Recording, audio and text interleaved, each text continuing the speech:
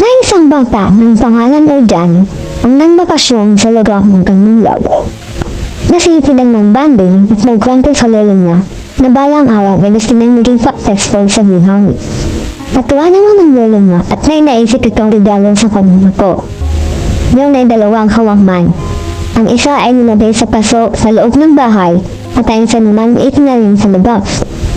Itinanong niya sa kanyang apo kung alin sa dalawang hawakman ang mauunang lumaki. Sumagot si Jan at ang sabi niya, itong nasa bahay po lolo na kinakahalagahang mabuti at malayo sa kapahamakan gaya ng mga bagyo at mga hayop sa labas. Pagkalikas ng ilang taon, bumalik si Jan sa kanyang lolo at excited ikang makita ang dalawang halaman. Ngunit pinakita ng lolo niya ang halaman sa loob ng bahay. Lumaki na ito at napilak si Jan.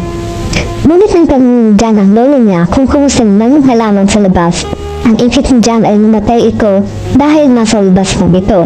At nang lumabas na sila, ay walang nakitang halaman si Jan. At ang sabi ang, nasaan to lolo? At sumagot ang tanda.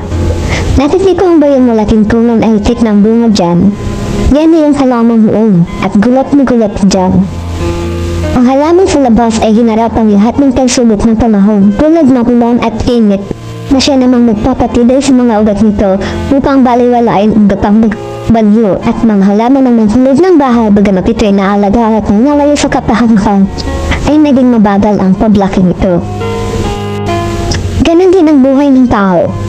Kung di ka aalis sa comfort zone mo, ay hindi ka unlad gaya ng isang puno na hinarap lahat ng pagsubok sa labas upang matsagan itong harapin at lagpasan para maging pagintay at mamunga. Kaya huwag kang matakot harapin lahat ng pagsubok sa ating buhay.